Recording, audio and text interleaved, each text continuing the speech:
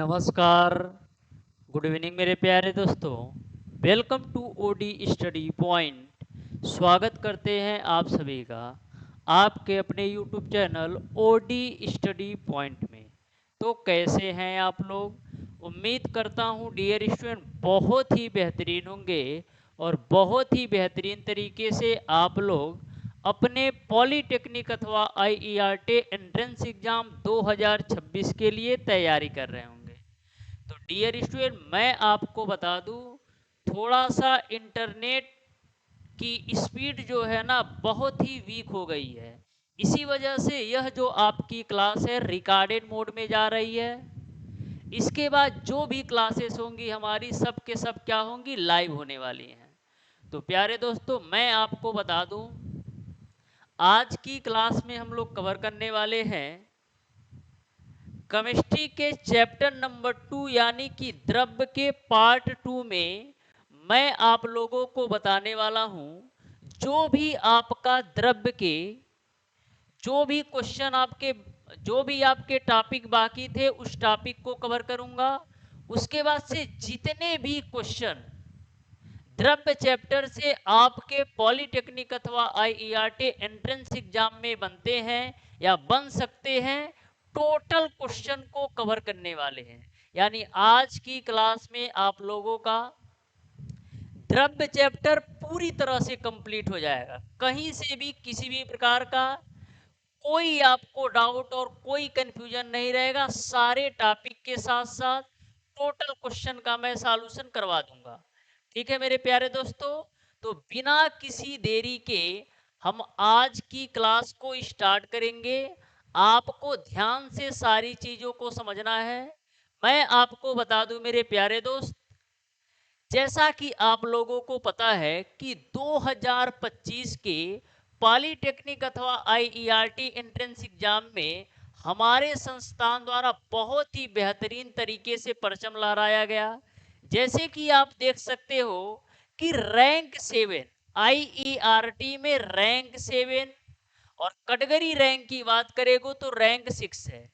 इस बच्चे ने यानी आदर्श ने इलेक्ट्रिकल इंजीनियरिंग ब्रांच से एडमिशन ले रखा है और जिनका रोल नंबर भी 1 है। तो इसी दिन के लिए तुमको भी पढ़ना है, जिससे आपका भी फोटो बड़े बड़े इस स्मार्ट बोर्ड पर डेली मैं आपके बारे में बता सकूं। इस दिन के लिए पढ़ना है और इस दिन के लिए भी पढ़ना है कि हम जिस कॉलेज में जिस ब्रांच से एडमिशन लेना चाहते हैं ना, पूरी हक से ले सके, जिसमें सोचना ना पड़े कि हमको यह कॉलेज मिलेगा कि नहीं। पूरी एकदम हक के साथ हम छीन लेंगे। कब छीन पाएंगे? जब हम अच्छी तरीके से तैयारी करेंगे तब। वहीं पर आप देख सकते हो जो दूसरा स्टूडेंट है वो हमारा है महेश कुमार, जिनका जनरल जो रैंक है ना वो आपका 22 है और कैटेगरी रैंक की बात करोगे तो 16 है। अब सोच लो आईईआरटी जैसे प्रतिष्ठित संस्थान में तुम्हारा जनरल रैंक 22 हो और कैटेगरी रैंक 16 हो, तो आईईआरटी कॉलेज में किसी भी ब्रांच से जिस ब्रांच से तुम एडमिशन लेना चाहते हो ना, बेहतर तरीके से आप उस ब्रांच में एडमिशन ले सकते हो। सोचने की जरूरत नहीं पड़ेगी। वैसे ही आप देख सकते हो मेरे प्यारे दोस्तों, एक स्टूडेंट थी यहाँ पर, क्या नाम है, रागिनी प्रकाश। रागिनी प्रकाश का आईईआरटी में सिलेक्शन हुआ है, जिनका जनरल रैंक है मेरे प्यारे दोस्तों 50 है और ओबीसी रैंक 24 है। अब सोच लो, लेकिन एक बात है, यह बच्ची जो है ना डेली बेसिस पर क्लास को अटेंड करती थी। ठीक है। और सबसे मजे की ये बात बताऊं ना कि इन्होंने अपना जो नाम है ना लड़के के नाम से, यानी कि यूट्यूब की जो आईडी थी ना, इन्होंने लड़के के नाम से रखा था, जिससे कोई बच्चे इनको परेशान नहीं करते थे। ठीक है ना। तो ये बातें लड़कियों के अंदर होनी चाहिए कि जो भी इनको यूट्यूब की आईडी है ना उनको लड़के के नाम से सेव करना देना चाहिए। और कुछ बच्चे ऐसे भी हैं जो लड़के होकर के लड़कियों का नाम सेव कर देते हैं। ऐसा ही एक हमारा स्टूडेंट भी था, बच्चे काफी परेशान थे उसके पीछे। उसी प्रकार से एक स्टूडेंट है अमन साहनी जी का। तो अमन साहनी का जो जनरल रैंक है 65 है, और कैटेगरी रैंक की बात करोगे तो 46 है। बताओ, इतने बेहतर बेहतर रैंक गेन किए हैं, वो भी यूट्यूब पर। मैं आपको बता दूं मेरे प्यारे दोस्तों, पिछले 6 सालों से मैं पॉलिटेक्निक अथवा आईईआरटी एंट्रेंस एग्जाम के लिए बिल्कुल फ्री ऑफ कास्ट कंप्लीट तैयारी करवा रहा हूं यूट्यूब पर। आ जाओ हम आगे बताते हैं, ज़्यादा समय नहीं नष्ट करूंगा। यहाँ पर आप देख सकते हो आशीष कुमार का, जिनका जनरल रैंक 202 है, ओबीसी रैंक 153 है। वहीं पर ऋतिक कुमार का देख लो, जनरल रैंक 241 है और ओबीसी रैंक 182 है। इन्होंने सिविल ब्रांच से एडमिशन लिया है। और ये भी मैं आपको बता दूं, इनका आईईआरटी के साथ साथ पॉलिटेक्निक में भी सिलेक्शन हुआ था और हीवेट पॉलिटेक्निक मिला था। आपको शायद पता ना हो, जब आप काउंसलिंग कराओगे तो पता चलेगा कि जो तुम्हारा हीवेट पॉलिटेक्निक लखनऊ है ना, टॉप 5 गवर्नमेंट पॉलिटेक्निक कॉलेज में आता है। उसी प्रकार से बहुत सारे रिजल्ट हमारे पास पड़े हैं। यहाँ पर आप देख सकते हो मेरे प्यारे दोस्तों, हम बात करें यदि 2023 में भी बहुत ही शानदार रिजल्ट आया था, जिसमें से रैंक 2 था विवेक कुमार का। क्या था? रैंक 2 था विवेक कुमार का, जिन्होंने इलेक्ट्रिकल ब्रांच से एडमिशन लिया है। वहीं पर रैंक 27 था किसका? जिग्नेश शुक्ला का। इस प्रकार से बहुत सारे मेरे प्यारे बच्चों रिजल्ट है। यहाँ पर देखो, आप देख सकते हो, यूपी का ऐसा कोई जिला नहीं मिलेगा जहां पर ओडी स्टडी पॉइंट का स्टूडेंट नहीं मिलेगा। प्रयागराज, बरेली, हर जगह देख सकते हो, लखनऊ, गोरखपुर, उसके बाद से यहाँ पर आप देख सकते हो मिर्जापुर, कानपुर, इस तरीके से हर जगह आपको स्टूडेंट देखने को मिल ही जाएंगे। तो बिल्कुल ढंग से तैयारी करो। और जो बच्चे कुछ ज़्यादा ही पढ़ना चाहते हैं ना, 2025 में बिल्कुल बेहतरीन तरीके से एक एक सब्जेक्ट के, एक एक चैप्टर के, एक एक कॉन्सेप्ट के साथ एक एक क्वेश्चन का सॉल्यूशन करवाया है। वो प्ले लिस्ट आप देख सकते हो। तो बिना किसी देरी के हम स्टार्ट करेंगे आज की क्लास को मेरे प्यारे दोस्तों।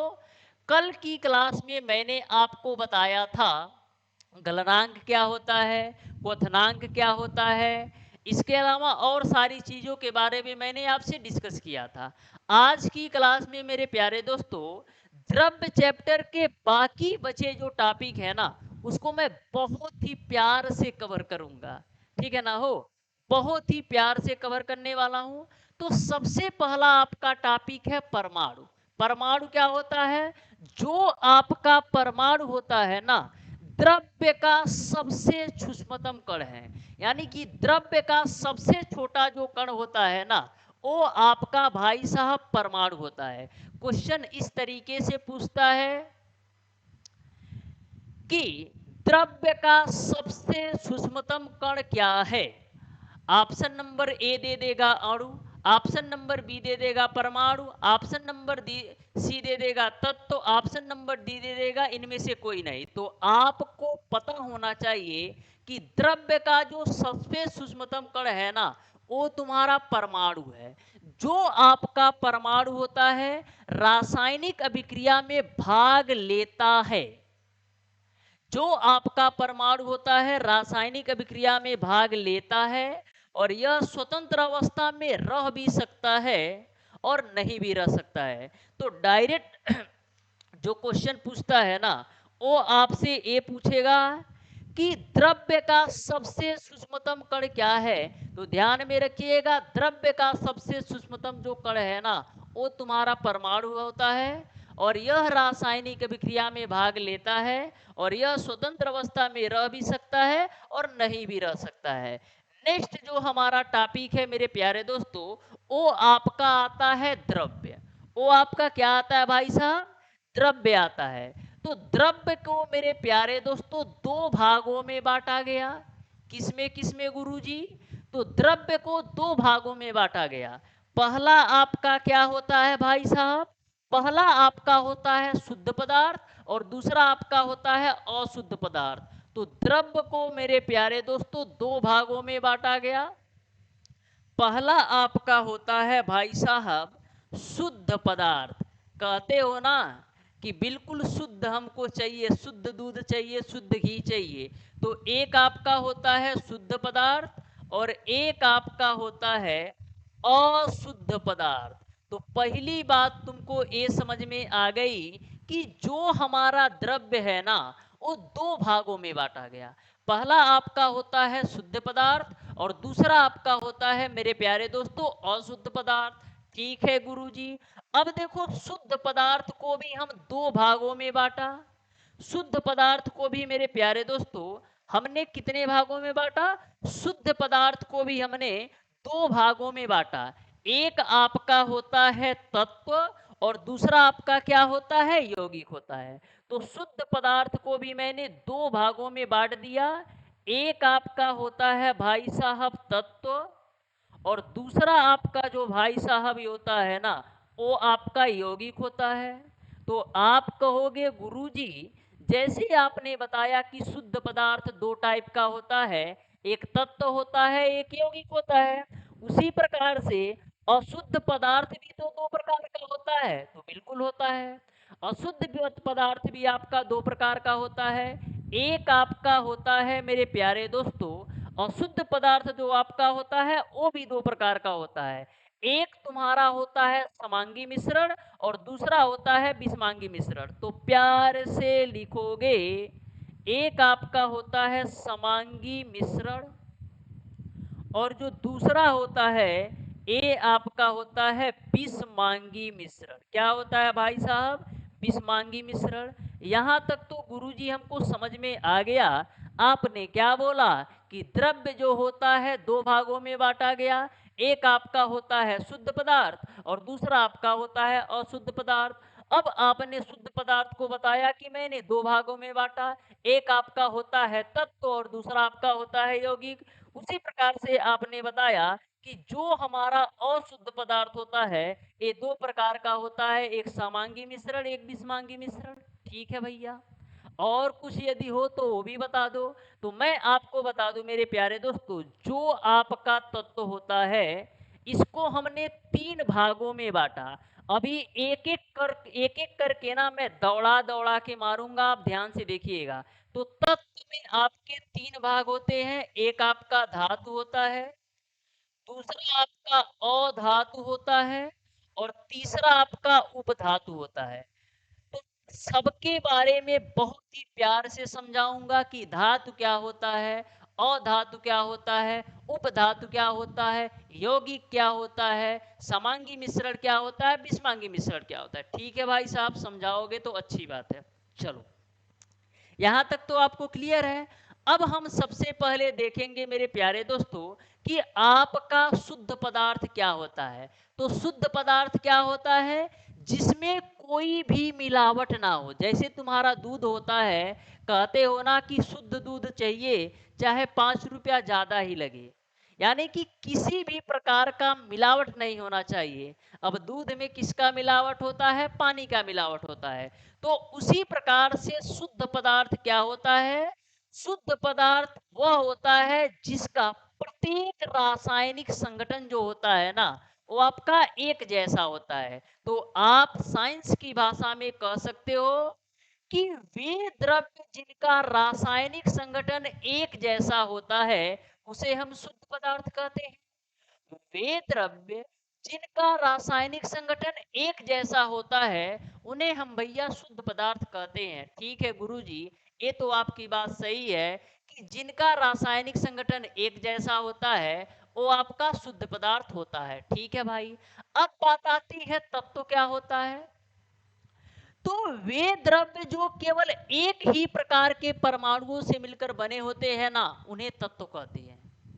वे द्रव्य जो केवल एक ही प्रकार के परमाणुओं से मिलकर बने होते हैं उन्हें हम क्या कहते हैं? तत्व कहते हैं। जैसे तुम्हारा हाइड्रोजन है तो इसमें केवल आपका एक ही परमाणु देखने को मिलेगा, वो हाइड्रोजन ही देखने को मिलेगा। जैसे तुम्हारा नाइट्रोजन है तो इसमें नाइट्रोजन के ही परमाणु देखने को मिलेंगे। जैसे तुम्हारा ऑक्सीजन है तो इसमें ऑक्सीजन के ही परमाणु देखने को मिलेंगे। और सबसे बड़ी बात यह है ना कि किसी भी विधि द्वारा इनको दो या दो से अधिक भागों में नहीं तोड़ सकते। तो तत्व क्या होता है? तत्व जो होता है ना एक ही प्रकार के परमाणुओं से मिलकर बना होता है। ठीक है भैया। तत्व जो हमारा होता है एक ही प्रकार के परमाणुओं से मिलकर बना होता है, और किसी भी विधि द्वारा हम इनको क्या करते हैं, तोड़ नहीं सकते हैं, यानी एक दूसरे से अलग नहीं कर सकते हैं, क्योंकि प्यार जो इनका है ना बहुत ही मजबूत है, बहुत ही सच्चा है। ठीक है भाई। अब हम आ जाते हैं धातु क्या होता है। तो देखो धातु क्या होता है, ऐसे तत्व होते हैं ना जिसमें विद्युत चालकता, धात्विक चमक और अघात वर्धनीयता का गुण पाया जाता है ना, उन्हें हम धातु कहते हैं। यानी ऐसे तत्व जिनमें विद्युत चालकता पाई जाए और अघात वर्धनीयता पाए जाए और धात्विक चमक पाए जाए।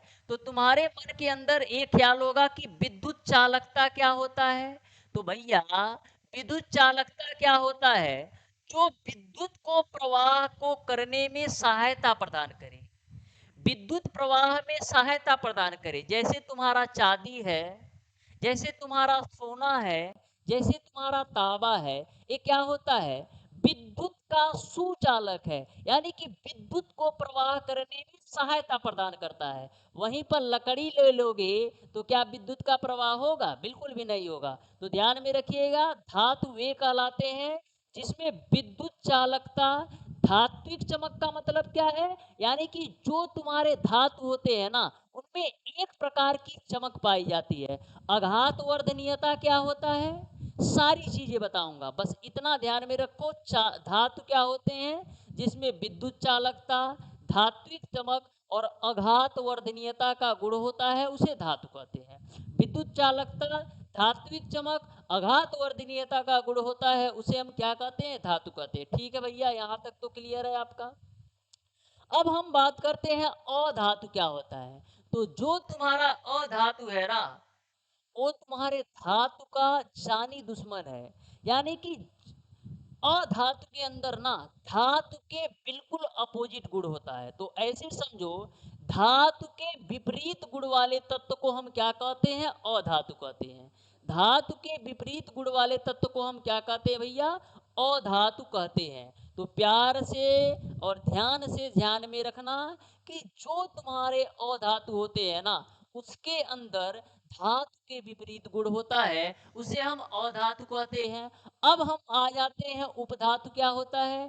तो जो तुम्हारा उपधातु होता है ना, वो क्या होता है, जैसे चुनाव में क्या होते हैं, दल बदलू नेता होते हैं। चुनाव में क्या होते हैं, दल बदलू नेता होते हैं, जो इधर का भी बातें करते हैं और इधर का भी बातें करते हैं, यानी दोनों तरफ चलते रहते हैं। उसी प्रकार से तुम्हारा उपधातु होता है। जो उपधातु होता है ना, इसमें धातु के भी गुण होते हैं, उपधातु के भी गुण होते हैं।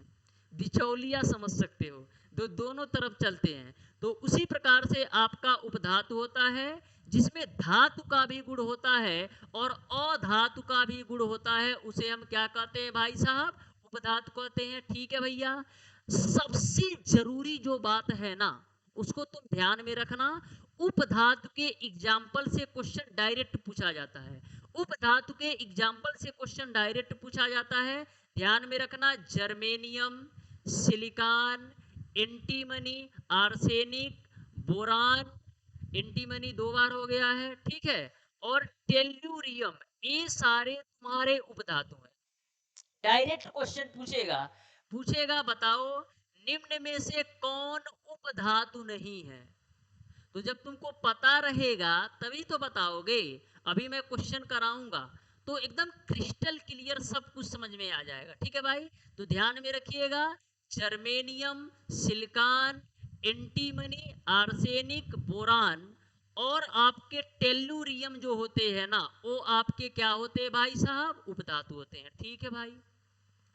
अब देखो, तुमसे एग्जाम में डायरेक्ट क्वेश्चन पूछा जाता है। कैसे पूछा जाता है भाई साहब, डायरेक्ट क्वेश्चन पूछा जाता है कि बताइए भाई साहब कि भू प्रॉपर्टी में सबसे अधिक मात्रा में पाई जाने वाली धातु क्या है। तो तुम क्या करोगे, ऐसे कपार खजुआओगे। कब खजुआओगे, जब तुमको पता नहीं रहेगा ना, तो ऐसे कभी छत तुमको दिखाई देगा, कभी इस दीवार कभी उस दीवार की तरफ देखोगे, लेकिन पता रहेगा ना तो 1 सेकंड के अंदर क्वेश्चन को टिक करोगे आगे बढ़ जाओगे। अब सोच लो, पढ़े रहोगे तो 1 सेकंड के अंदर 4 नंबर मिल जाएगा। तो ध्यान में रखिएगा मेरे प्यारे दोस्तों, भू प्रॉपर्टी में सर्वाधिक मात्रा में पाई जाने वाली जो धातु है ना, वो तुम्हारा एल्युमिनियम है।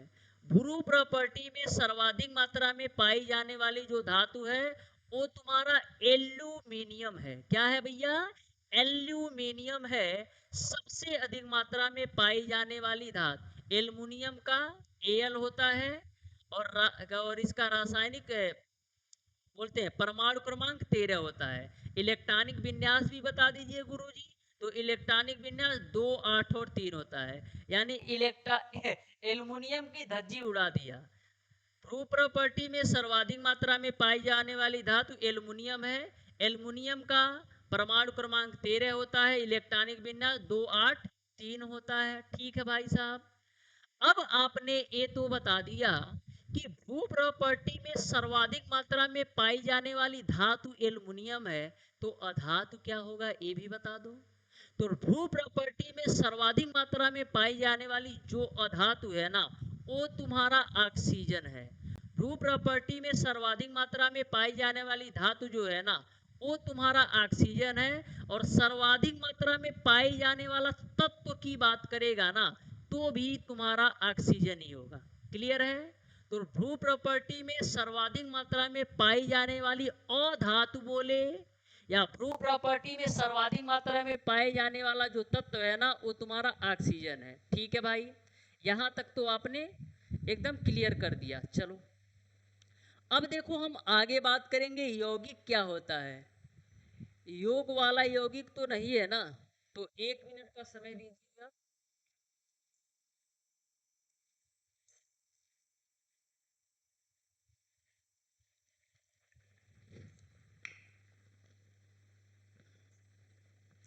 तो यौगिक क्या होता है? तो गुरुजी, जो तुम्हारा यौगिक होता है ना, 2 या 2 से अधिक तत्वों के निश्चित अनुपात को हम यौगिक बोलते हैं। ई का कहता था गुरुजी, 2 या 2 से अधिक तत्वों के निश्चित अनुपात को हम क्या कहते हैं? यौगिक कहते हैं। जैसे तुम्हारा हो गया भाई साहब HNO3, जैसे तुम्हारा हो गया H2SO4, और जैसे तुम्हारा हो गया NaCl। यौगिक क्या होता है? जिसमें 2 या 2 से अधिक तत्व जो है ना, आपस में एक दूसरे से निश्चित अनुपात में जुड़े होंगे ना, उन्हें हम यौगिक कहते हैं। तो ध्यान में रखिएगा, 2 या 2 से अधिक तत्वों के निश्चित अनुपात को हम क्या कहते हैं भैया? यौगिक कहते हैं। अब निश्चित अनुपात कहाँ से आ गया गुरुजी? तो देखो, निश्चित अनुपात का मतलब ये है ना कि जैसे तुम्हारा HNO3 है, तो इसमें 1 भाग तुम्हारा हाइड्रोजन का होगा, 1 भाग भाई साहब तुम्हारा नाइट्रोजन का होगा, और 3 भाग जो है ना, वो तुम्हारा ऑक्सीजन का होगा। यानी HNO3 यौगिक बनाने के लिए ना तुमको 1 भाग हाइड्रोजन, 1 भाग नाइट्रोजन और 3 भाग ऑक्सीजन ही चाहिए। ऐसे समझो बाबू, जैसे तुम्हारा जल होता है H2O, तो जल का सूत्र H3O तो थोड़ी लिख सकते हो। जल का जो केमिकल फार्मूला होता है H2O होता है। ऐसा तो है नहीं कि H3O लिख दोगे। तो इसमें आप देख पा रहे हो कि जल के अंदर हाइड्रोजन और ऑक्सीजन का जो अनुपात है ना, बिल्कुल फिक्स, कि 2 भाग हमारा हाइड्रोजन होगा और 1 भाग हमारा ऑक्सीजन होगा, बिल्कुल फिक्स है। तो यौगिक क्या होता है? 2 या 2 से अधिक तत्वों का एक निश्चित अनुपात होता है। जैसे आपका NaCl है, तो इसमें 1 भाग Na है और 1 भाग Cl है, यानी 1 भाग सोडियम है और 1 भाग क्लोरीन है। तो यौगिक समझ में आ गया होगा कि 2 या 2 से अधिक तत्वों के निश्चित अनुपात को हम यौगिक बोलते हैं। ठीक है भैया। अब आप ये बता दो, उत्फुल्ल पदार्थ क्या होता है? क्या यह फूलता है क्या? उत्फुल्ल पदार्थ फूलता है क्या? तो देखो डिफिनीशन क्या लिखा है, वे यौगिक जो वायु में रखने पर अपना कुछ अथवा संपूर्ण क्रिस्टलीय जल वायु को दे देते हैं। यानी ऐसे यौगिक जिनको वायु में रखने पर, यानी कुछ ऐसे यौगिक पाए जाते हैं जिनको वायु में रखने पर अपना कुछ अथवा संपूर्ण क्रिस्टली जल किसको दे देते हैं, वायु को दे देते हैं ना, तो इसको हम बोलते हैं उत्फुल्ल पदार्थ। तो ध्यान में रखिएगा, उत्फुल्ल पदार्थ क्या होता है, कुछ यौगिक ऐसे होते हैं जिनको आप जैसे ही वायु में रखोगे ना, तो ये क्या करेंगे, अपना कुछ अथवा संपूर्ण क्रिस्टली जल किसको दे देंगे, वायु को दे देंगे। अपना कुछ अथवा संपूर्ण क्रिस्टली जल क्या दे देंगे, वायु को दे देंगे। उसको हम बोलते हैं भाई साहब उत्फुल्ल पदार्थ। बस जानकारी के लिए ध्यान में रखो, क्वेश्चन नहीं पूछा जाएगा क्योंकि मल्टीपल चॉइस क्वेश्चन पूछे जाते हैं। उदाहरण के लिए ध्यान में रखना, जैसे तुम्हारा फिटकिरी हो गया, धावन सोडा हो गया इत्यादि। तो फिटकिरी और धावन सोडा जो है ना, ये तुम्हारे उत्फुल्ल पदार्थ होते हैं। जैसे तुम फिटकिरी को वायु में रखोगे ना, तो कभी केयर करना, तुम फिटकिरी को जैसे तुम वायु में रखोगे ना, तो धीरे धीरे वो पसीजना शुरू हो जाता है। यानी कि फिटकिरी एक प्रकार का उत्फुल्ल पदार्थ है, क्योंकि जैसे ही हम फिटकिरी को वायु में रखते हैं ना, तो अपना कुछ अथवा संपूर्ण क्रिस्टली जल क्या दे देता है, वायु को दे देता है, प्यार से दे देता है। ठीक है, फिटकिरी को कभी वायु में रखकर चेक करना, तो आपको पता चलेगा कि अपना कुछ अथवा संपूर्ण क्रिस्टली जल किसको दे देगा, वायु को दे देगा। उसी प्रकार से धावन सोडा में भी देखा जाता है। सबसे महत्वपूर्ण क्वेश्चन ये होता है ना, मैं तुमको बता दूं, अगर पॉलीटेक्निक अथवा आईईआरटी का 10 बार एग्जाम हुआ है ना, मान लो 10 बार एग्जाम हुआ है ना, तो 7 बार तुम्हारा फिटकिरी से क्वेश्चन बना है। अगर पॉलीटेक्निक अथवा आईईआरटी का मान लो 10 बार एग्जाम हुआ है ना, तो कम से कम 7 बार जो है ना, तुम्हारा फिटकिरी से क्वेश्चन पूछा गया है। और कौन क्वेश्चन पूछा जाता है, तो ध्यान में रखिएगा, फिटकिरी का जो रासायनिक नाम होता है ना, वो आपका होता है भाई साहब पोटास एलम। फिटकिरी का जो रासायनिक नाम होता है मेरे प्यारे दोस्तों, वो आपका होता है पोटास एलम। ठीक है गुरुजी, फिटकिरी का रासायनिक नाम क्या होता है, पोटास एलम होता है। डायरेक्ट क्वेश्चन पूछेगा कि फिटकिरी का रासायनिक नाम क्या है, पोटास एलम। दूसरा क्वेश्चन आपसे ये पूछता है ना कि आप हमें बता दीजिए कि फिटकिरी का रासायनिक सूत्र क्या होता है। फिटकिरी का रासायनिक सूत्र आपका होता है मेरे प्यारे दोस्तों K2SO4 Al2SO4 का थ्रायस इंटू का 24H2O होता है। प्यार से 2 से 3 बार नोट करोगे ना, तो तुमको एकदम दिमाग में बैठ जाएगा। फिटकिरी का केमिकल फार्मूला क्या होता है, K2SO4 Al2SO4 का थ्रायस इंटू 24H2O क्या होता है, K2SO4 Al2SO4 का थ्रायस इंटू का 24H2O, K2SO4 Al2SO4 का थ्रायस इंटू 24H2O। ठीक है भाई साहब, तो दोनों पॉइंट ध्यान में रखना। अब हम आ जाते हैं भाई साहब धावन सोडा पर। तो धावन सोडा को दूर ले जाके हम पटके हैं। तो जो तुम्हारा धावन सोडा होता है ना, इसका रासायनिक नाम क्या होता है, तो धावन सोडा का जो रासायनिक नाम होता है ना, वो तुम्हारा होता है सोडियम कार्बोनेट। क्या होता है भाई साहब, धावन सोडा का जो रासायनिक नाम होता है वो तुम्हारा होता है सोडियम कार्बोनेट। क्या होता है गुरुजी, धावन सोडा का जो रासायनिक नाम होता है ना, वो तुम्हारा सोडियम कार्बोनेट होता है। और इसके केमिकल फार्मूला की बात करोगे तो Na2CO3 इंटू का 10H2O होता है। तो ध्यान में रखिएगा, धावन सोडा का जो रासायनिक नाम होता है सोडियम कार्बोनेट होता है, और धावन सोडा का जो केमिकल फार्मूला होता है ना, वो आपका Na2CO3 इंटू का 10H2O। ठीक है भाई साहब, हम बिल्कुल याद रखेंगे, डायरेक्ट क्वेश्चन पूछा जाता है। ठीक है भाई साहब, चलो अब नेक्स्ट टॉपिक आपका है आर्द्रता ग्रामी क्या होता है, ये क्या होता है। तो देखो, जो आपका आर्द्रता ग्रामी होता है ना, जैसे ही आप इन यौगिकों को नम वायु में रखोगे ना, तो ये क्या करेंगे, वायु से नमी ग्रहण करके हाइड्रेट अथवा हाइड्रोक्साइड बनाते हैं, उन्हें हम क्या कहते हैं? आर्द्रताग्राही कहते हैं। यानी कि आर्द्रताग्रामी यौगिक को जैसे ही आप वायु में रखोगे, आर्द्रताग्रामी यौगिक को जैसे ही आप वायु में रखोगे ना, तो क्या करेंगे ये सब?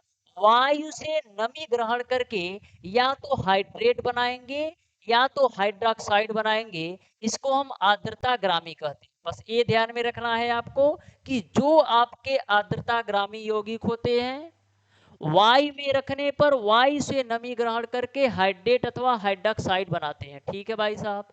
अब हम आ जाते हैं प्रस्वेद पदार्थ। देखो फिर से मैं बोल रहा हूं कि आपको नॉलेज के पर्पज से ध्यान में रखना है।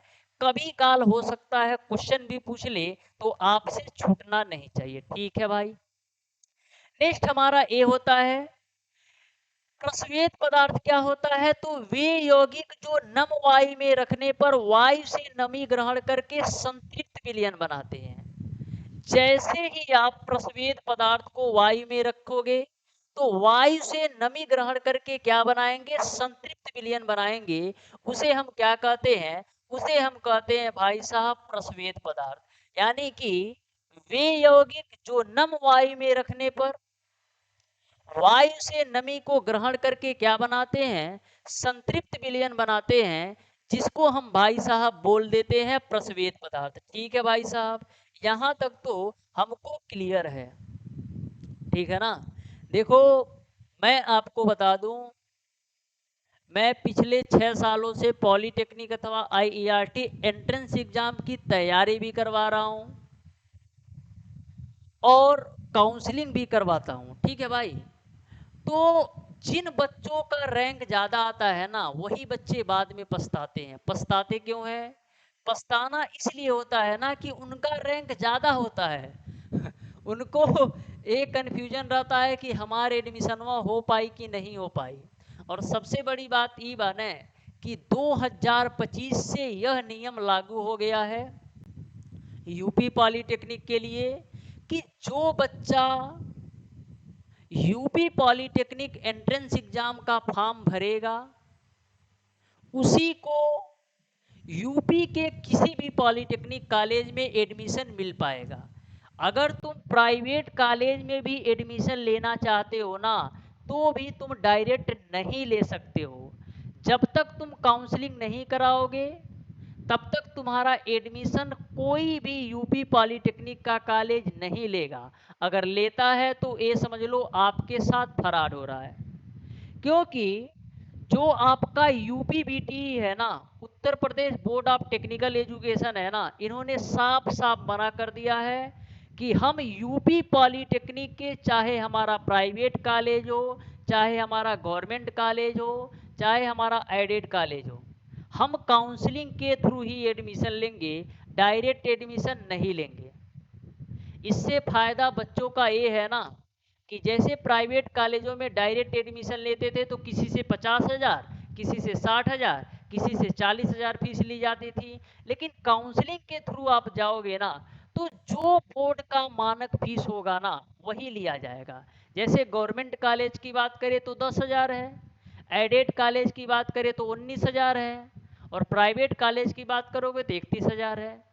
तो आपको यदि यूपी के किसी भी पॉलिटेक्निक कॉलेज में, चाहे प्राइवेट, गवर्नमेंट या अर्ध सरकारी में एडमिशन लेना है ना, तो आपको पॉलिटेक्निक एंट्रेंस देना पड़ेगा, तभी आप काउंसलिंग करा पाओगे।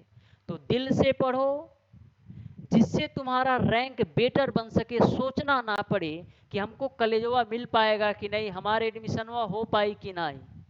इस तरीके से आपको पढ़ना है कि जिस कॉलेज में हमारा लक्ष्य है, जिस कॉलेज में मैं एडमिशन लेना चाहता हूँ, उसी में लूंगा और एकदम अपने हक के साथ लूंगा। चलो ठीक है। अब देखो हम आ जाते हैं मिश्रण में क्या होता है।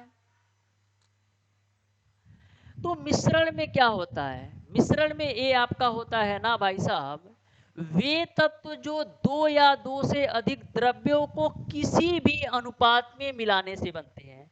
यानी कि दो या दो से अधिक तत्वों को आप किसी भी अनुपात में मिला दो ना, जैसे 2 किलो चीनी और 10 किलो बालू, और 10 किलो पानी मिला दो, यानी कि 2 या 2 से अधिक तत्वों को आप किसी भी अनुपात में मिला दोगे ना, तो वे तुम्हारे क्या हो जाएंगे, मिश्रण हो जाएंगे। किसी भी अनुपात में मिला दो 2 या 2 से अधिक तत्वों को, तो वो मिश्रण में आ जाते हैं। अब देखो, मिश्रण तुम्हारे दो प्रकार के होते हैं। एक आपका होता है भाई साहब समांगी मिश्रण। समांगी मिश्रण क्या होता है गुरुजी? तो जो तुम्हारा समांगी मिश्रण होता है ना, उसमें प्रत्येक भाग का जो संगठन होता है ना, एक जैसा होता है। समांगी मिश्रण में क्या होता है, प्रत्येक भाग का जो संगठन होता है ना, एक जैसा होता है। तो हम कैसे समझेंगे कि समांगी मिश्रण है कि विषमांगी मिश्रण है? तो जैसे तुम्हारा चीनी और पानी को मिला करके क्या बनाते हो, शरबत बनाते हो। चीनी और पानी को मिला करके तुम शरबत बनाते हो ना, तो जब अच्छी तरीके से तुम्हारी चीनी पानी में घुल जाती है, तो तुमको एक जैसा मिश्रण दिखता है कि नहीं? बिल्कुल दिखता है। जब जो आपकी चीनी है पानी के अंदर पूरी तरह से घुल जाएगी ना, तो आपको चीनी नहीं दिखाई देगा, केवल और केवल शरबत ही शरबत दिखाई देगा। तो चीनी और पानी का जो मिश्रण है ना, वो आपका भाई साहब समांगी मिश्रण है। चीनी और पानी का जो मिश्रण है वो आपका समांगी मिश्रण है। विषमांगी मिश्रण क्या है गुरुजी? विषमांगी मिश्रण ई है ना, जैसे पानी में तुम बालू मिला दो, तो उसको हिलाओ, कितना भी हिलाओ, हिलाते हिलाते कितना भी उसको एकदम एक दूसरे से मिलाने का प्रयास करोगे ना, जिंदगी में नहीं मिलेगा। कभी बालू और पानी मिलेगा एक दूसरे से? कभी नहीं मिलेगा। 1 घंटा उसको एक दूसरे से मिलाते रहो, 1 घंटा बाद भी देखोगे तब भी तुमको बालू अलग और चीनी अलग देखने को मिलेगा। तो ये तुम्हारा क्या होता है, विषमांगी मिश्रण। यानी इसमें प्रत्येक भाग का जो संगठन होता है ना, एक जैसा नहीं होता है। विषमांगी मिश्रण में प्रत्येक भाग का जो संगठन होता है एक जैसा नहीं होता है, और समांगी मिश्रण में प्रत्येक भाग का संगठन एक जैसा होता है। इसका मैंने आपको एग्जाम्पल बता दिया, चीनी और पानी, और इसका आपका बालू और पानी। ठीक है भैया। अब देखो लास्ट टॉपिक पर मैं चलता हूं, जो कि इस चैप्टर का लास्ट टॉपिक है, द्रव्य में होने वाले परिवर्तन। तो द्रव्य में मेरे प्यारे दोस्तों दो प्रकार का परिवर्तन होता है। एक तुम्हारा होता है भैया भौतिक परिवर्तन, और एक तुम्हारा होता है भाई साहब रासायनिक परिवर्तन। तो भौतिक परिवर्तन क्या होता है, तो बस इतना दिमाग में बैठा लो, इतना अपनी खोपड़ी में तुम बैठा लो कि भौतिक परिवर्तन में आपका नया पदार्थ नहीं बनता है। भौतिक परिवर्तन में आपका नया पदार्थ नहीं बनता है। कैसे गुरुजी? जैसे आपने क्या किया, जल से भाई साहब आपने बर्फ बना दिया, जल से आपने बर्फ बना दिया, तो क्या आप बर्फ से जल नहीं बना सकते हो? तो बर्फ से जल भी तो बना सकते हो। तो क्या नया पदार्थ बना? बिल्कुल नहीं बना। हम जल से भैया बर्फ बना सकते हैं, तो बर्फ को गला करके फिर जल नहीं बना सकते हैं? बिल्कुल बना सकते हैं गुरुजी। तो भौतिक परिवर्तन में आपका नया पदार्थ नहीं बनता है। उसी प्रकार से जैसे तुम्हारा बादलों का बनना, बादलों का बनना भी आपका भौतिक परिवर्तन है। जैसे बादल बन गया है, मतलब पूरा बादल एकदम लगा हुआ है कि अब बारिश होने ही वाली है। तो जब आपका बादल बना हुआ है, मान लो बारिश भी हो गई, तो बारिश का पानी तुम्हारा कहाँ होगा? नदी और तालाब में इकट्ठा होगा। हाँ ठीक है भाई साहब, हमारा जो बारिश का पानी होगा नदी और तालाब में इकट्ठा होगा। फिर क्या होगा, जो हमारा पानी नदी और तालाब में इकट्ठा है, वो क्या होगा, वाष्पित होकर के पुनः वह ऊपर चला जाएगा, और पुनः वह किसका रूप पकड़ेगा, बादल का रूप पकड़ेगा। जो तुम्हारा पनिया तालाब में या नदी में रुका हुआ है बारिश का पानी, वो क्या होता है, धीरे धीरे वाष्पित होकर के बादल का रूप ले लेता है। फिर वही बादल पानी बनकर के नीचे टपक जाता है। तो कोई नया पदार्थ बना? नहीं बना।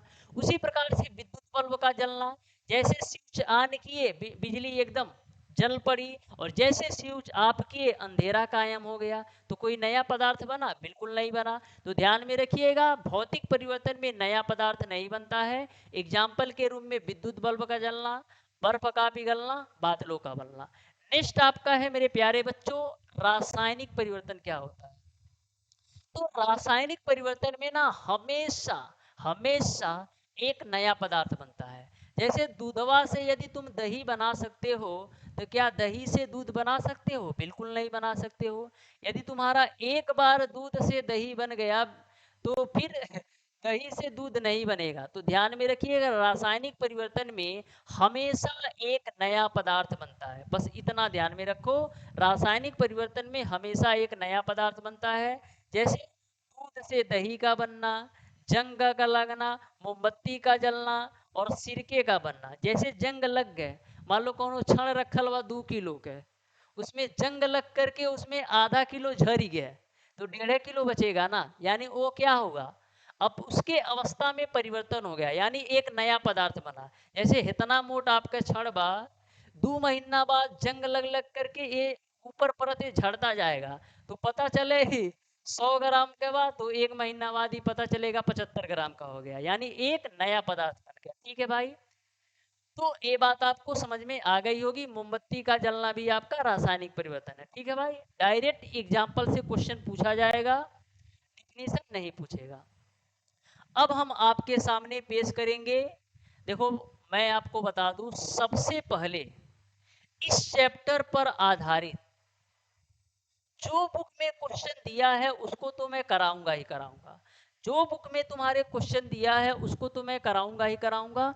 इसके अलावा इस चैप्टर पर आधारित और कितने क्वेश्चन आपके प्रीवियस ईयर में पूछे गए हैं, और कितने क्वेश्चन आपके 2026 में पूछे जा सकते हैं, टोटल टाइप के क्वेश्चन को कवर किया हूं। ठीक है, एक भी क्वेश्चन आपको ऐसा नहीं मिलेगा कि जो आपको क्लास से बाहर चला जाए। तो बुक में जो क्वेश्चन दिया है उसको तो हूबहू पढ़ाऊंगा ही पढ़ाऊंगा। इसके अलावा जो आपका प्रीवियस ईयर पेपर में या आने वाले 2026 के एग्जाम में, या जो जिन जिन टॉपिक से क्वेश्चन पूछे जाते हैं ना, सभी क्वेश्चन को कवर किया है। तो सबसे पहले मैं आप लोगों को दिखाता हूं कि किस किस टाइप के क्वेश्चन बन सकते हैं आपके एग्जामिनेशन में। उसके बाद से मैं आपको बुक का क्वेश्चन कराने वाला हूं, लेकिन उससे पहले थोड़ा सा एनर्जी को बढ़ाते हैं।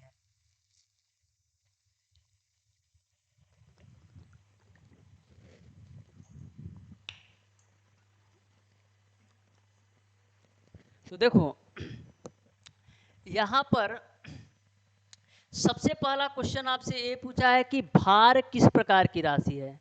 तो हमें लगता है जो हमारी द्रव्य का पहली क्लास लिया होगा उसको पता है कि भार क्या है भैया, एक प्रकार की सदिश राशि है।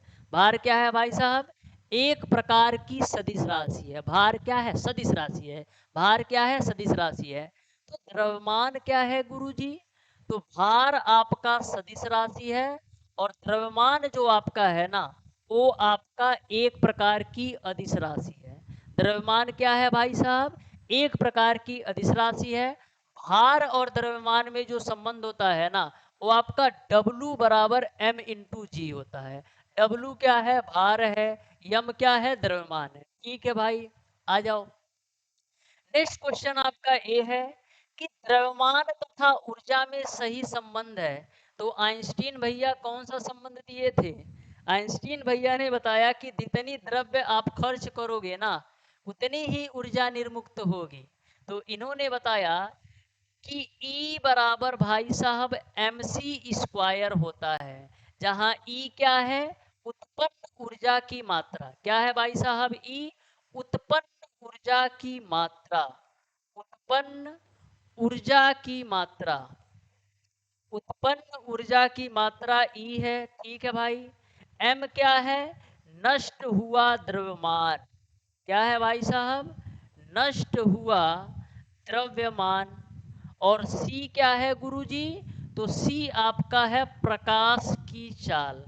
क्या है भाई साहब, प्रकाश की जो चाल है ना, वो आपका C है, जिसकी वैल्यू 3 × 10⁸ मीटर पर सेकेंड होता है। ठीक है भैया, तो आपका कौन सा ऑप्शन सही होगा, ऑप्शन नंबर बी सही होगा। ठीक है भाई, अब देखो नेक्स्ट क्वेश्चन तुम्हारा क्या है। नेक्स्ट क्वेश्चन आपका है द्रव्य की चौथी अवस्था है। तो गुरुजी मैंने आपको बताया था कि जो द्रव्य की चौथी अवस्था है ना, वो तुम्हारा प्लाज्मा होता है। जो आयनीकृत अवस्था में पदार्थ होते हैं वही तुम्हारा प्लाज्मा होता है, ठीक है। तो यहाँ पर द्रव्य की जो चौथी अवस्था है प्लाज्मा होता है, ठीक है भाई। आ जाओ क्वेश्चन नंबर 4 पर। सूर्य व तारों में चमक किसके कारण होती है? तो बहुत ही प्यार से बताया था कि सूर्य व तारों में जो चमक होती है ना, वो तुम्हारा प्लाज्मा के कारण होती है, ठीक है भाई। क्वेश्चन नंबर 5 पर आ जाओ।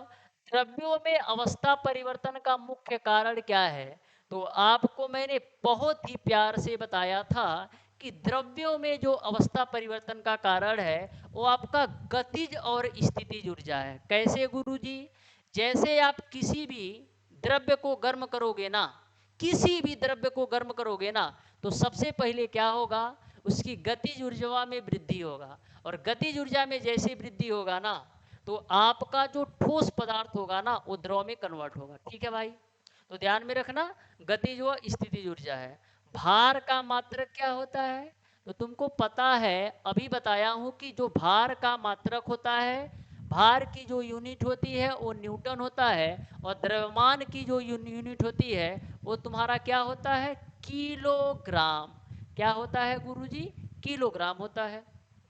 नेक्स्ट आ जाओ क्वेश्चन नंबर 7 पर। अशुद्धि की उपस्थिति में गलनांक, तो बहुत ही प्यार से बताया था कि अशुद्धि की उपस्थिति में तुम्हारा गलनांक और हिमांक दोनों घट जाता है। चाहे तुम्हारा गलनांक हो भैया, चाहे तुम्हारा हिमांक हो भैया, गलनांक हो भैया, चाहे तुम्हारा हिमांक हो भैया, दोनों घटता है, दोनों घट जाता है। अशुद्धि की उपस्थिति में गलनांक और हिमांक दोनों घट जाता है, लेकिन अशुद्धि की उपस्थिति में जो तुम्हारा क्वथनांक होता है ना भाई साहब, वो बढ़ जाता है। तो बहुत ही प्यार से नोट कर लेना कि अशुद्धि की उपस्थिति में गलनांक और हिमांक घट जाता है, और अशुद्धि की उपस्थिति में हमारा क्वथनांक बढ़ जाता है। 4 नंबर का क्वेश्चन डायरेक्ट पूछेगा कि अशुद्धि की उपस्थिति में क्वथनांक बढ़ जाता है और गलनांक हिमांक जो होता है घट जाता है, ठीक है भाई। तो कौन सा ऑप्शन सही होगा? अशुद्धि की उपस्थिति में गलनांक कम हो जाता है। नेक्स्ट क्वेश्चन पर आ जाना। क्वेश्चन नंबर 8 क्या है? द्रव्य की पांचवी अवस्था क्या है? है ना? तो द्रव्य की जो पांचवी अवस्था है वो तुम्हारा होता है बीईसी। यानी कि बीईसी का फुल फॉर्म क्या होता है? Bose Einstein condensate. Bose Einstein Einstein condensate होता है, बोस आइंस्टाइन कंडेंसेट। हिंदी में लिख दें? चलो हिंदी में लिख देता हूँ। क्या होता है? बीईसी का जो फुल फॉर्म होता है Bose Einstein, Bose Einstein condensate होता है, बीईसी का फुल फॉर्म, ठीक है भाई। अब देखो जल का हिमांक कितना होता है, तो कल ही मैंने तुमको बताया है बहुत ही प्यार थे कि जल का जो हिमांक होता है वो तुम्हारा 0 डिग्री सेल्सियस होता है। जल का जो हिमांक होता है 0 डिग्री सेल्सियस होता है, और जल का जो अधिकतम घनत्व होता है ना वो तुम्हारा 4 डिग्री सेल्सियस होता है। ध्यान में रखना, जल का जो अधिकतम घनत्व होता है 4 डिग्री सेल्सियस होता है। नेक्स्ट क्वेश्चन पर आ जाओ। अशुद्धि की उपस्थिति में, अभी बताया है अशुद्धि की उपस्थिति में क्वथनांक बढ़ जाता है। क्या होता है गुरुजी?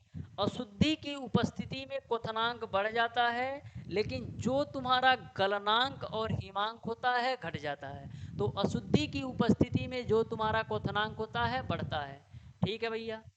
आ जाओ क्वेश्चन नंबर 11 पर। निम्न में से ऊर्ध्वपातन है, तो ऊर्ध्वपातन क्या होता है? ऊर्ध्वपातन क्या होता है भाई साहब? तो मैंने आपको बताया था कि जैसे अभी नवमी चल रहा है, तो नवमी में क्या होता है? कपूर, अगरबत्ती, इन सारी चीजों का ज्यादा यूज होता है। तो जब तुम कपूर को जलाते हो ना, तो ध्यान से देखना, कपूर को जैसे ही जलाओगे ना, तो कपूर तुम्हारा डायरेक्ट गैस अवस्था में कन्वर्ट होता है। यानी कपूर आपका ठोस अवस्था में था, जैसे ही आपने उसको जलाया बिना द्रव अवस्था में आए, बिना द्रव अवस्था में आए, बिना द्रव अवस्था में आए गैस अवस्था में कन्वर्ट हो गया, उसको हम क्या बोलते हैं? ऊर्ध्वपातन। यानी ठोस, कुछ ठोस ऐसे होते हैं जिनको आप गर्म करोगे ना तो बिना द्रव अवस्था में आए डायरेक्ट गैस अवस्था में कन्वर्ट हो जाएंगे, उनको हम बोलते हैं ऊर्ध्वपातन। तो ऊर्ध्वपातन का मैंने आपको क्या एग्जाम्पल बताया था? पहला आपको भैया बताया था कपूर, दूसरा आपको भैया बताया था नौसादर, तीसरा आपको बताया था नेप्थलीन। क्या होता है भाई साहब? नेप्थलीन। तो तीनों आपको ध्यान में रखना है। और एक तुम्हारा नमक भी बताया था। तो निम्न में से ऊर्ध्वपातन क्या हो जाएगा? कपूर हो जाएगा। क्या हो जाएगा भैया? कपूर हो जाएगा। अभी अभी मैंने आपको सूचना जारी किया है कि धावन सोडा का जो केमिकल फार्मूला होता है वो आपका Na2CO3 इंटू 10H2O होता है। ठीक है भैया। कापर का Cu होता है, जस्ता का Zn होता है। ठीक है ना? चलो अब क्वेश्चन नंबर 12 पर आओ। द्रव्य का ताप बढ़ाने पर उसकी अणुओं की गतिज ऊर्जा। तो जैसे ही आप द्रव्य का ताप बढ़ाओगे ना तो उसके अणुओं की गतिज ऊर्जा बढ़ती है। क्या है भैया? बढ़ती है। तो अभी तक जो क्वेश्चन मैंने आपको बताया है ना, ये सारे क्वेश्चन प्रीवियस ईयर पेपर में पूछे गए हैं। और कुछ क्वेश्चन मैंने ऐसे भी बनाया है जो आपके एग्जाम में डायरेक्ट देखने को मिलेंगे। अब मैं आपको बहुत ही प्यार से कराने वाला हूं। क्या कराने वाला हूं? बहुत ही प्यार से आपको कराने वाला हूं बुक के क्वेश्चन को। तो बहुत ही प्यार से आप समझिएगा मेरे प्यारे बच्चे। आपको कोनो प्रकार के दर्द और पीड़ा नहीं होने देंगे। एकदम डायरेक्ट एक एक क्वेश्चन को लड़ा देंगे, कहीं से भी किसी भी प्रकार का दिक्कत और परेशानी नहीं होगी। ठीक है गुरुजी, ये तो अच्छी बात है। और आप तो 5-6 साल से फ्री में पढ़ा ही रहे हो, कोई दिक्कत वाली बात नहीं है। इसलिए पहले आ गया हूँ क्योंकि रैंक 1 यहीं से बनाना है। हर एक सीट पर कब्जा कर लो। ठीक है ना? हर एक सीट पर कब्जा कर लो।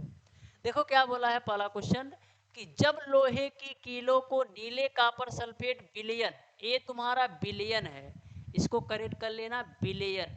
क्या है भाई साहब? बिलियन। तो क्या है क्वेश्चन?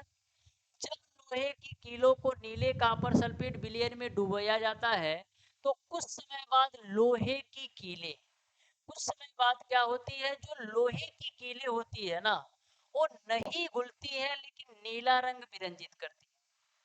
कुछ समय बाद जो लोहे की कीलें घुलती तो नहीं है लेकिन नीला रंग विरंजित करती है। अब क्वेश्चन नंबर 2 तुम्हारे सामने है। बोला है जो तुम्हारा स्प्रिट होता है इसको जैसे ही तुम हथेली पर रखते हो तो ठंडा काहे महसूस होता? बताओ, बताओ तुम लोग, मैं देखता हूँ।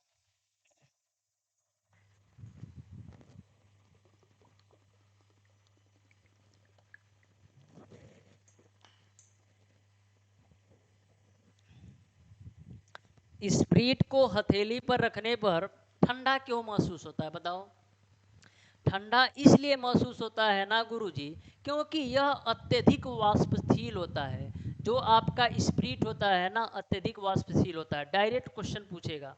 नेक्स्ट क्वेश्चन तुम्हारा ये है कि दूध से दही का बनना कैसा परिवर्तन है? तो मैंने आपको बताया कि दूध से आप दही बना सकते हो लेकिन दही से दूध नहीं बना सकते हो।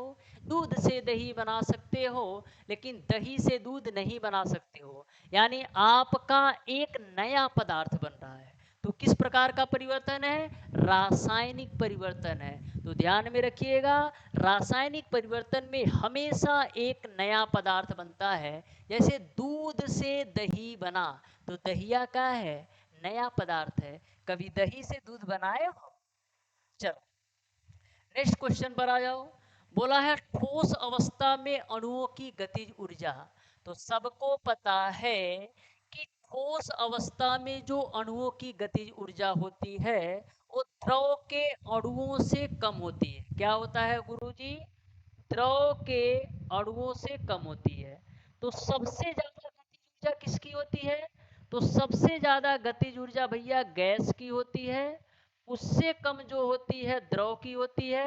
और सबसे कम जो होती है गुरुजी वो आपका ठोस का होती है।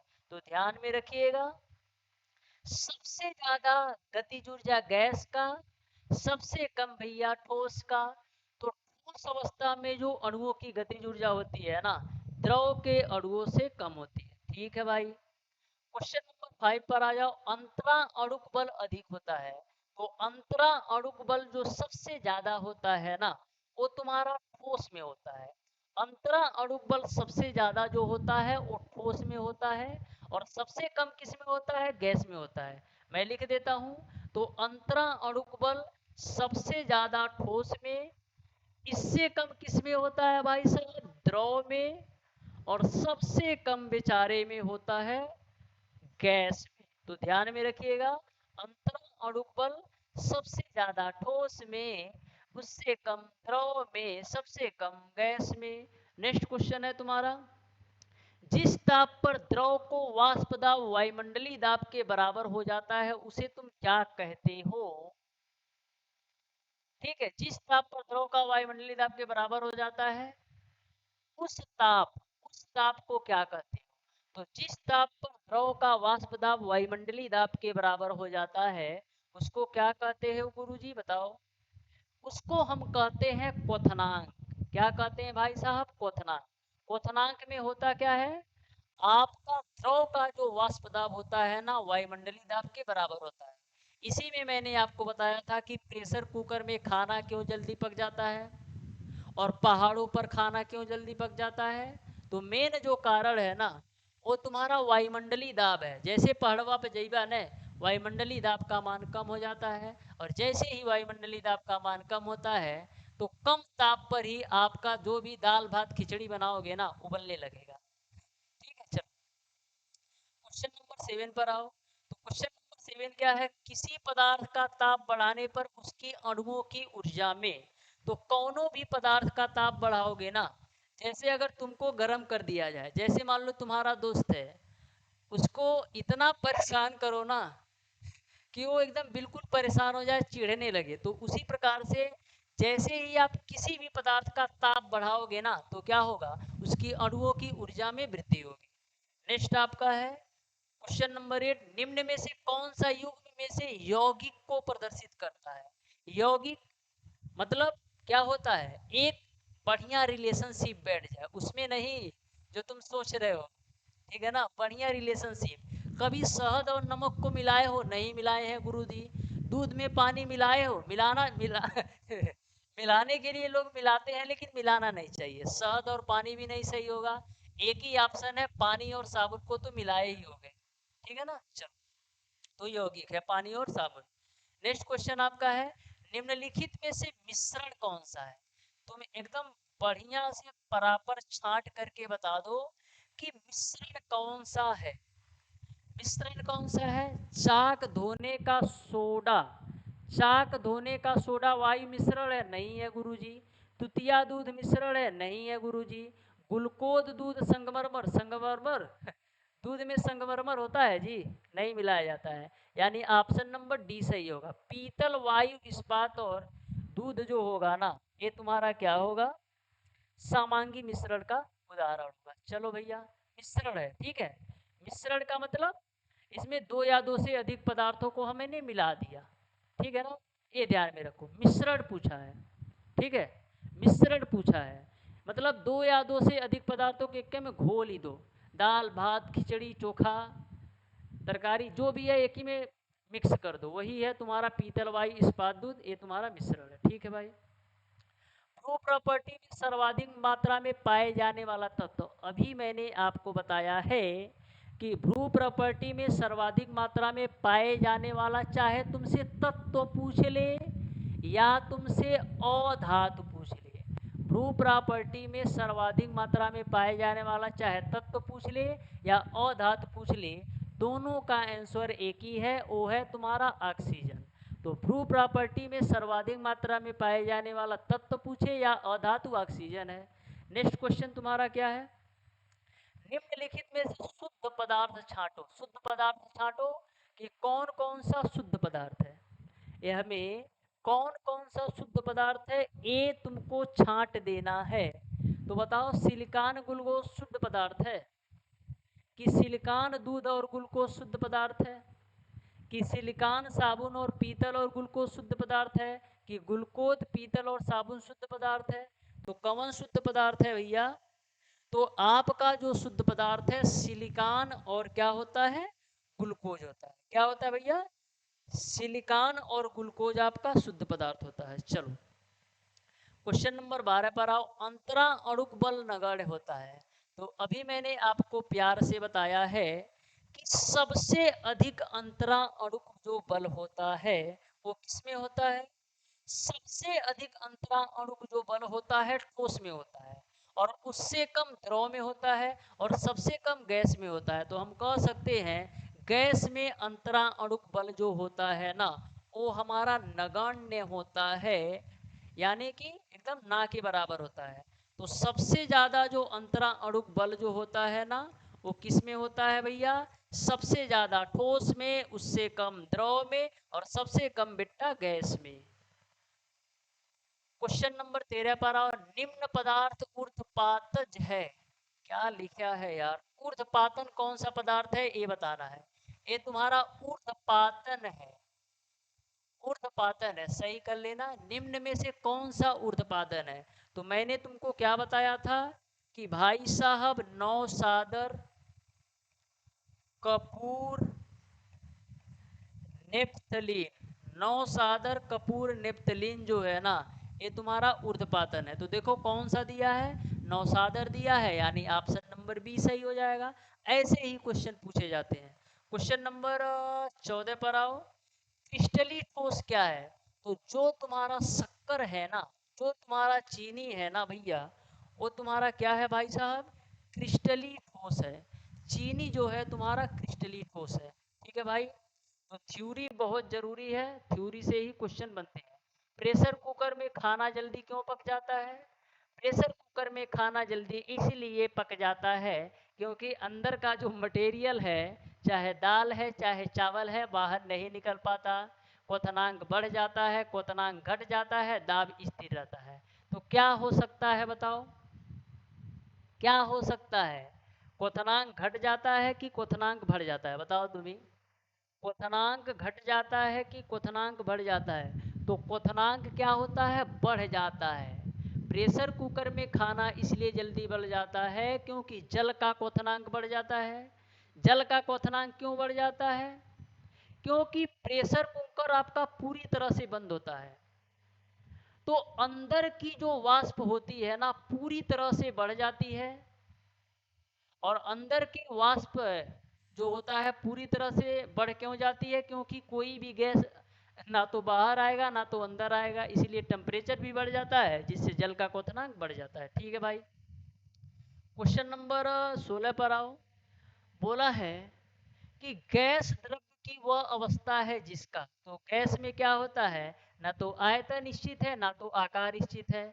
जैसे इस समय पर्यावरण में हवा बहता दिख रहा है तुमको कि कौने शेप में हवा बह दिख रहा है तुमको, किस आकार का है, और इसका आयतन कितना है, नहीं दिख रहा है। तो इसका आयतन और आकार दोनों अनिश्चित होता है।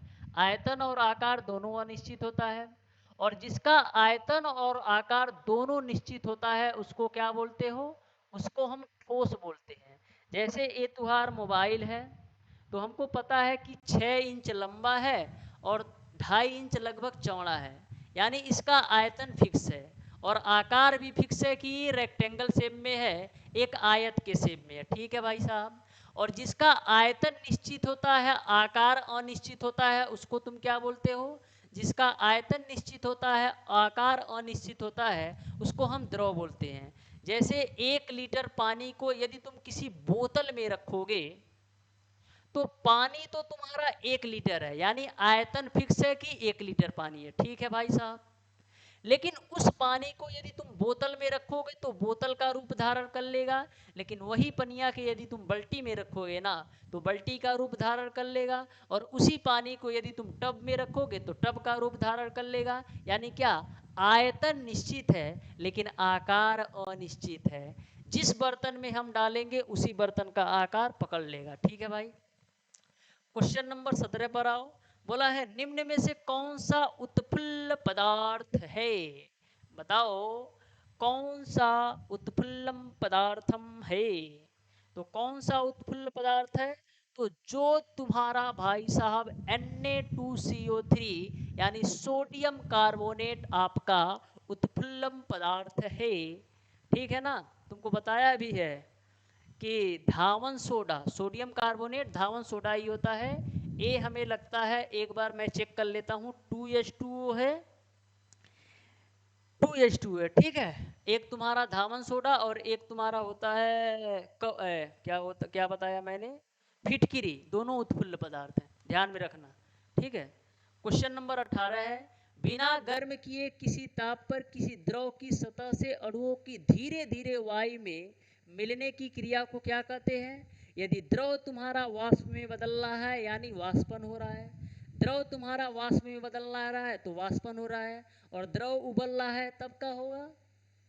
यदि तुम ताप दे रहे हो, द्रव तुम्हारा उबल रहा है, तो उसे हम क्वथनांक बोलते हैं, क्वथन बोलते हैं। यानी कोई भी द्रव है, यदि तुम उसको हीट दे रहे हो ना, यदि तुम इसको हीट दे रहे हो तो क्या हो रहा है, उबल रहा है। यानी किसी भी द्रव को यदि आप ताप दे रहे हो, यदि उबल रहा है तो उसको हम क्वथन बोलते हैं, क्वथनांक बोलते हैं। यदि किसी भी द्रव को आप गर्म कर रहे हो तो डायरेक्ट वो गैस अवस्था में चला जा रहा है तो उसको हम वाष्पन बोलते हैं। ठीक है, वाष्प में चला जाता है, वाष्पन बोलते हैं। नेक्स्ट है तुम्हारा, जब बर्फ पिघलती है तो अणुओं की स्थितिज ऊर्जा बताओ, घटती है कि बढ़ती है कि इनमें से कोई नहीं।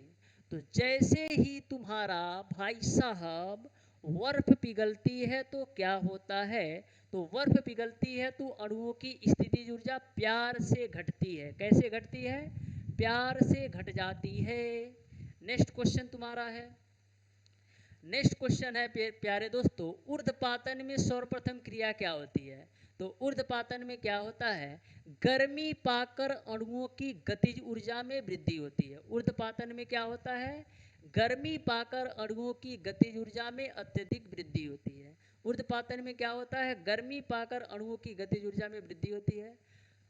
भूगर्भ में सर्वाधिक मात्रा में पाए जाने वाली धातु क्या है, सबसे अधिक मात्रा में पाए जाने वाली जो धातु है ना, वो तुम्हारा भैया एल्यूमिनियम है। सबसे अधिक मात्रा में पाई जाने वाली धातु एल्यूमिनियम है। और गुरुजी अधातु क्या है, तो सबसे अधिक मात्रा में पाए जाने वाला जो अधातु है वो तुम्हारा ऑक्सीजन है। और सबसे अधिक मात्रा में पाए जाने वाला तत्व क्या है भैया, तो वो भी तुम्हारा क्या है भैया, वो भी तुम्हारा ऑक्सीजन ही है। नेक्स्ट आओ, जल में घुलनशील अशुद्धियाँ क्या होती हैं, तो जल में जो घुलनशील अशुद्धियाँ होती है ना, उसके क्वथनांक को बढ़ा देती हैं। जल में घुलनशील अशुद्धियाँ जो होती हैं उसके क्वथनांक को बढ़ा देती हैं। लेकिन जल में घुलनशील अशुद्धियाँ जो होती है ना, चाहे तुम्हारा हिमांक हो चाहे तुम्हारा गलनांक हो, दोनों को क्या करती हैं, कम कर देती हैं। बार बार बोल रहा हूं, एक भी क्वेश्चन तुमसे छूटना नहीं चाहिए, तो ध्यान में रखिएगा। अशुद्धि की उपस्थिति में क्वथनांक तो तुम्हारा बढ़ जाएगा, ठीक है भैया। अशुद्धि की उपस्थिति में क्वथनांक बढ़ जाएगा, लेकिन अशुद्धि की उपस्थिति में गलनांक और हिमांक जो होगा कम हो जाएगा, ठीक है भाई। नेक्स्ट क्वेश्चन पर आओ, निम्नलिखित में से रासायनिक परिवर्तन नहीं है। तो प्यार से क्वेश्चन को पढ़ोगे ना, तो बोला है रासायनिक परिवर्तन भैया कौन सा नहीं है, ये हमें बता दो। रासायनिक परिवर्तन कौन सा नहीं है ये बताओ।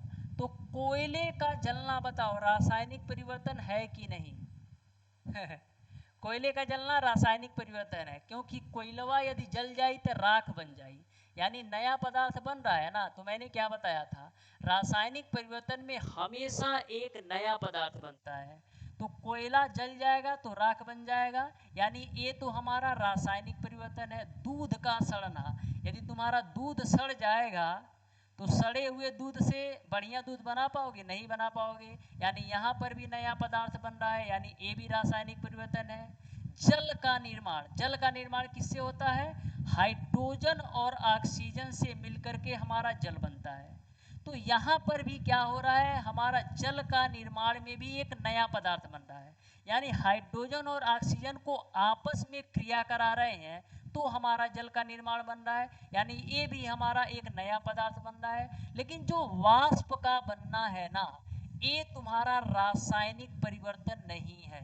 वाष्प का बनना तुम्हारा रासायनिक परिवर्तन नहीं है, क्योंकि जैसे मान लो तुम्हारा जल है, तो जल को यदि तुम ज़्यादा गर्म करोगे ना तो ये किस में चेंज हो जाता है, ज़्यादा गर्म करोगे तो ये वाष्प में चेंज हो जाता है। लेकिन कभी तुम ध्यान से देखना, कोई एक पतीली में किसी भी बर्तन में तुम पानी रख करके ना पूरा स्पीड से गर्म करना, तो वो एक समय होता है कि भाप निकलने लगता है ना, तो तुम देखोगे कि जिस बर्तन से तुम पानी को ढके हुए हो ना, उस पर जल की बूंदे बूंदे क्या होती हैं, लटकी हुई होती हैं। तो ऐसे में क्या होता है, वाष्प से जल बनना शुरू हो जाता है। तो ध्यान में रखिएगा, कभी भी देखना किसी भी बर्तन में तुम पानी रख करके पूरी अच्छी तरीके से गर्म करना, जब भाप फेंकने लगेगा ना, तो जिस बर्तन से तुम ढके रहोगे ना उसमें देखोगे पानी की बूंदे बूंदे लटकी लटकी मिलेंगी। तो हम जल से बर्फ भी बना सकते हैं, वाष्प भी बना सकते हैं, वाष्प से जल भी, यानी ये हमारा क्या है, वाष्प का बनना भौतिक परिवर्तन है। ठीक है। नेक्स्ट है फिटकिरी। तो क्या है, फिटकिरी एक प्रकार का दृक लवण है। फिटकिरी एक प्रकार का क्या है, दृक लवण है भैया। फिटकिरी क्या है, एक प्रकार का दृक लवण है। फिटकिरी का है केमिकल फार्मूला गलत बा, एक हम सही कर दे रहे हैं। केमिकल फार्मूला होता है K2SO4 Al2 SO4 का थ्रायस N2 का आपका 24H2O होता है। तो फिटकरी का केमिकल फार्मूला K2SO4 Al2SO4 का थ्रायस N2 24H2O होता है। ठीक है, ठीक है, ठीक है, ठीक है। अब फिटकरी का रासायनिक नाम क्या है गुरुजी, तो पोटास एलम होता है। क्या होता है, पोटास एलम जो होता है ना, फिटकरी का रासायनिक सूत्र होता है। चलो नेक्स्ट तुम्हारा है नौसादर और नमक को पृथक किया जाता है। तो नौसादर और नमक को हम ऊर्ध्वपातन द्वारा पृथक करते हैं। किसके द्वारा, ऊर्ध्वपातन द्वारा। नेक्स्ट हमारा है निम्न में से कौन सा तत्व है, बताओ ये हमें कौन सा तत्व है। तत्व, तत्व क्या होता है, जो केवल और केवल एक ही परमाणु से मिलकर बना होता है, या में किसी भी प्रकार का मिलावट नहीं होता है, केवल एक ही परमाणु से मिलकर बना होता है, वो तत्व होता है। तो बताओ कांच तुम्हारा तत्व है, नहीं है गुरुजी। सिलिका तुम्हारा तत्व है, नहीं है गुरुजी। मैग्नीशियम क्या है, तत्व है, क्योंकि एक ही पदार्थ से बना है। तो इस तरीके से मेरे प्यारे दोस्तों आपका द्रव्य जो चैप्टर है ना पूरी तरह से कंप्लीट हो गया। किसी भी प्रकार का हर कोई भी क्वेश्चन आपसे कहीं भी नहीं छूटेगा, क्योंकि मैंने हर टाइप के क्वेश्चन को मल्टीपल टाइम आपको समझाने और बताने का प्रयास किया है। एक बार यदि आप अच्छी तरीके से वीडियो देख लोगे ना तो लाइफ में कभी नहीं भूलेगा, बस दिल से तुम देख लो ना, प्यार ना हो जाए तो फिर कहना। तो मिलते हैं आप लोगों से नेक्स्ट क्लास में, तब तक के लिए बहुत बहुत धन्यवाद आप लोगों का।